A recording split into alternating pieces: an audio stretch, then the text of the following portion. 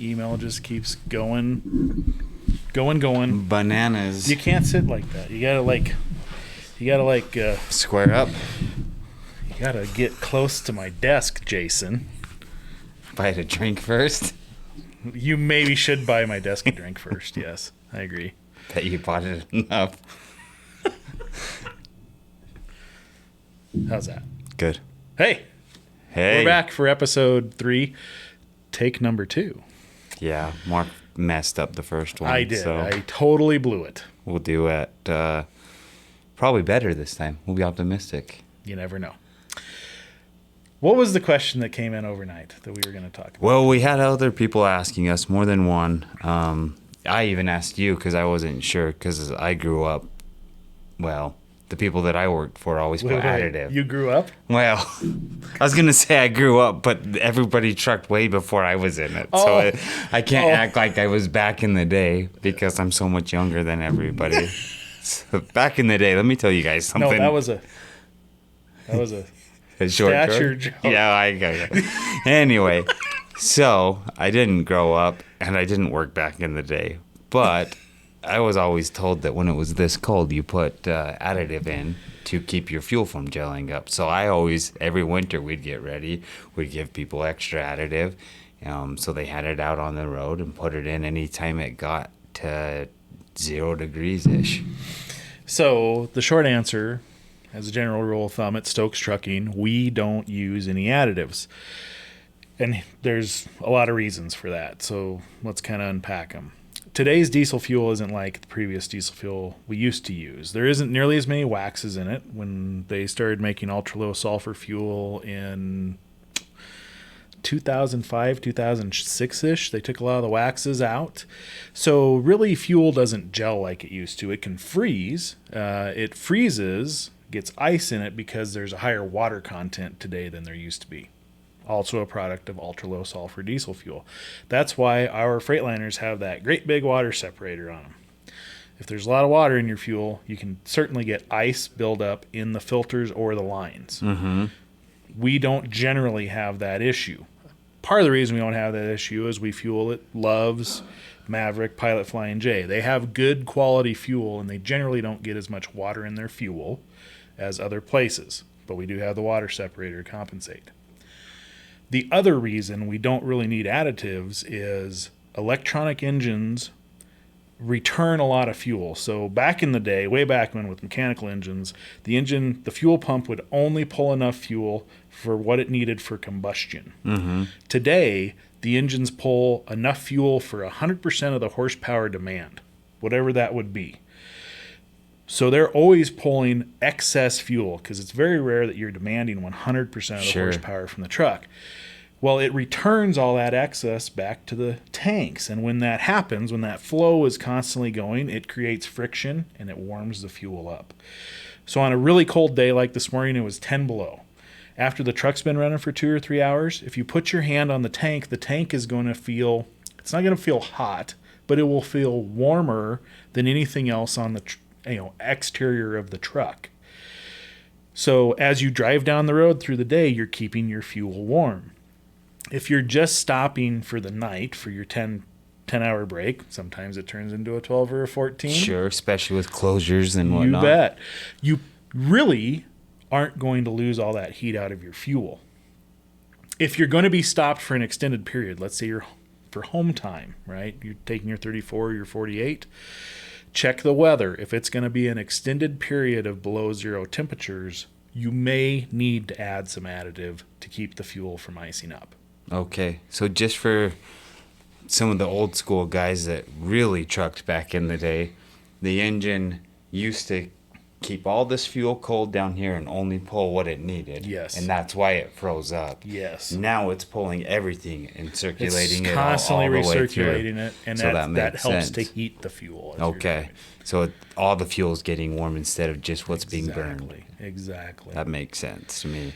So if a guy is going home for 3 days and it's going to be -10, he should probably talk to Troy, Dusty, have a conversation with Troy or Dusty or me. We do have some additives here on site we can provide, depending on what the weather looks like. If it's going to dip below zero 1 or 2 nights while they're home, I probably wouldn't worry about it. As long as it's warming up a bit during the day, right? But if it's going to be below zero for multiple days in a row, or if it's barely going to get above zero, right? Then now there's a reason to be concerned. And most of the fuel that we're buying around here is already treated, isn't it? It is. Pretty much anything you buy north of I-40, so from Albuquerque, Amarillo north, is treated to be good to 20 below zero.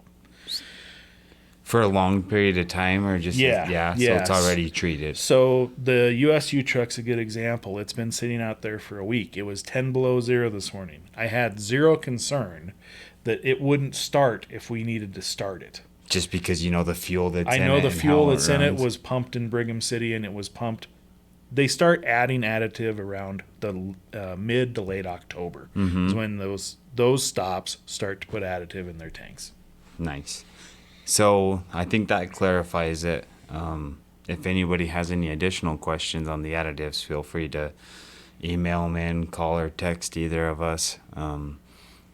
But as you have that concern out on the road, hopefully this helps you rest assured that there's a reason why we don't, and science behind it that I didn't know. Yeah. It's really not needed like it used to be. Now, if you're fueling at, I'm not going to say shady, but smaller truck stops, let's say, especially ones that have above ground tanks, there can be problems there. Sure. Or if they're not treating, right? Maybe you get fuel down in Texas, South Texas. Well, you would want to make sure you pump in a good amount of fuel north of the I-40 line. To mix in with it? Exactly. Yeah. And maybe some of these mom and pop stores that instead of getting fuel loads twice a week, they're getting once a month. And there can be some quality issues there. They may or may not have treated. They could have some excess water in their fuel. That happens. That even happens to the big guys once in a while. But they're going through so much. It's so much volume most of the time. We usually don't have any concern there. What other weather tips do you have for our guys? There's been a few questions, and I can get to them if you want me to ask you one, but off the top of your head, what's some other weather tips? As it's gotten freezing, we've had trucks shut down, we've had parking issues, we've had guys had to go, use adverse driving just to find somewhere to park.